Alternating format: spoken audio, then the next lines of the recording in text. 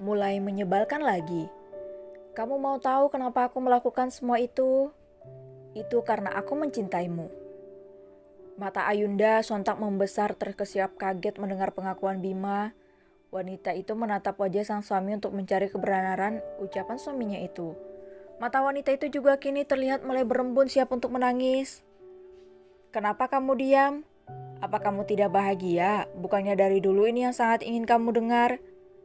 Ayunda masih saja terdiam karena mulutnya tiba-tiba merasa keluh, tidak sanggup untuk mengeluarkan sepatah kata pun. Wanita itu masih belum benar-benar percaya dengan apa yang baru saja didengarnya. Diamnya Ayunda membuat Bima mengeringkan keningnya bingung. Padahal di awal tadinya dia mengira respon istrinya itu akan begitu bahagia sampai melompat-lompat kegirangan dan memeluknya. Namun apa yang dilihatnya sekarang, istrinya itu justru diam bagaikan patung. Ayu, kamu kenapa sih diam? Apa kamu tidak bahagia? Tanya Bima lagi dengan sangat hati-hati dan kali ini suara Bima terdengar lirih. Bukannya mendapatkan jawaban, justru wanita yang sekarang menjadi istrinya itu tiba-tiba menangis membuat Bima semakin bingung.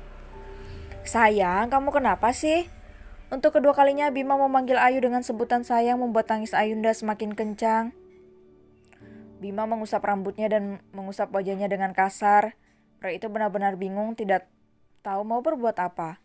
Jalan satu-satunya pria itu menarik tubuh Ayu dan memeluk wanita itu dengan erat. Sayang, kamu jangan nangis dong. Kamu tidak bahagia ya? Ayunda menggeleng-gelengkan kepalanya lalu menarik cairan yang keluar dari hidungnya untuk masuk lagi ke dalam. Jadi kenapa kamu menangis? Jangan buat aku serba salah dong.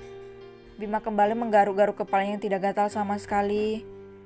Aku menangis justru karena aku bahagia. Aku bahkan belum percaya kalau ini nyata. Kamu benar-benar Bima kan? Aku tidak lagi bermimpi kan?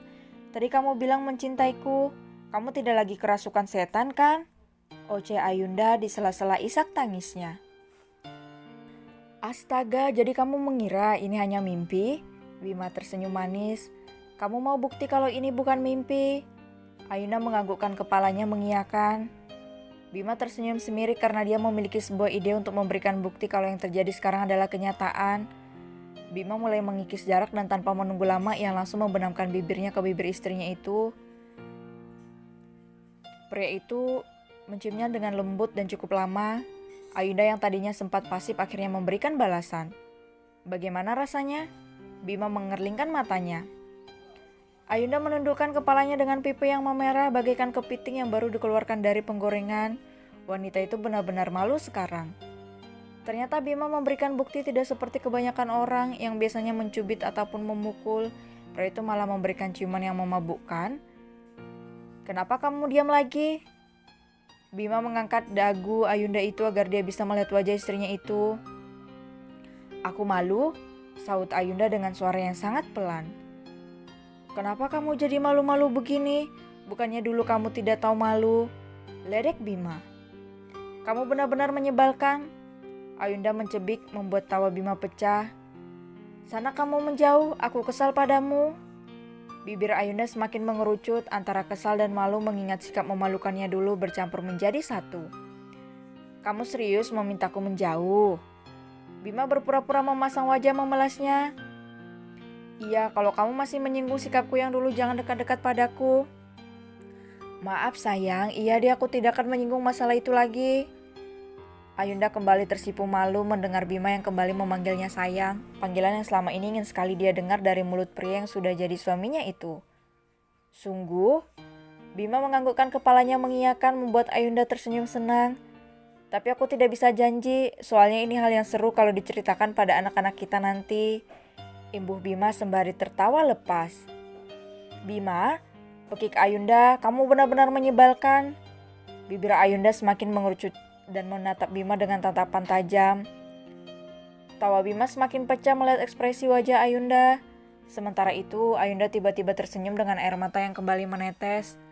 Wanita itu benar-benar terharu karena tidak menyangka kalau dia bisa melihat salah satu keajaiban dunia yakni melihat Bima tertawa lepas. Sementara itu, Bima sontak berhenti tertawa begitu melihat air mata yang sudah menggenang di pipi sang istri.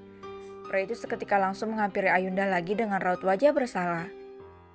Sayang, kenapa kamu nangis lagi? Maaf ya, maaf, aku tidak akan menertawakanmu lagi. Bima memeluk Ayunda dan menyeka air mata di pipi istrinya. Aku justru menangis karena terharu. Sontak tidak menyangka kalau selain 7 keajaiban dunia ternyata ada keajaiban dunia lain dan aku baru saja melihatnya. Tutur Ayunda ambigu. Bima sontak menoleh ke belakang untuk mencari keajaiban dunia yang dimaksud sang istri.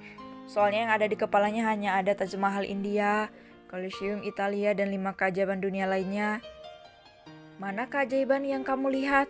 Bima mengernyitkan keningnya.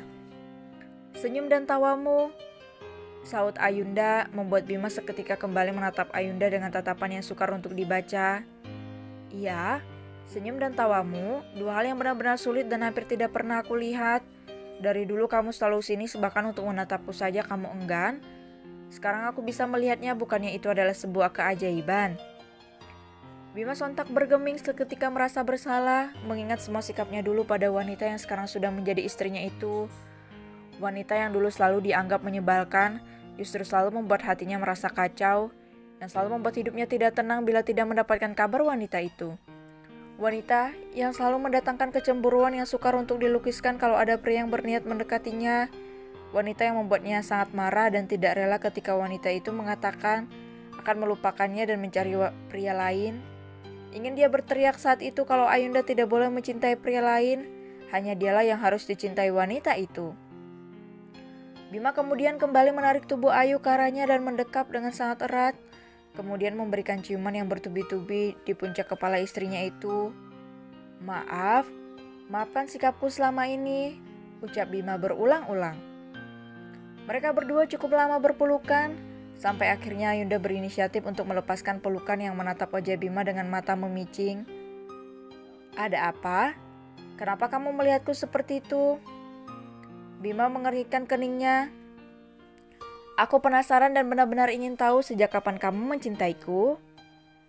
Ayunda mendekatkan wajahnya ke wajah Bima, membuat tenggorokan pria itu seketika tercekat, sulit untuk menelan ludahnya sendiri. Sial, kenapa dia bertanya seperti itu sih? Tidak cukupkah dia tahu kalau aku mencintainya? Kenapa harus bertanya kapan aku mencintainya? Nanti kalau dijawab dia pasti tanya lagi kenapa kamu bisa mencintaiku? Apa harus sedetail itu? Bima menggerutu di dalam hati. Kenapa kamu diam? Ayo jawab dong, desak Ayu. Hais, dia kembali menyebalkan, umpat Bima tapi lagi-lagi hanya berani diucapkan dalam hati. Buat apa sih hal itu lagi? Itu sudah tidak penting lagi kan? Yang jelas sekarang aku mencintaimu. Cukup? Bima berusaha menghindar.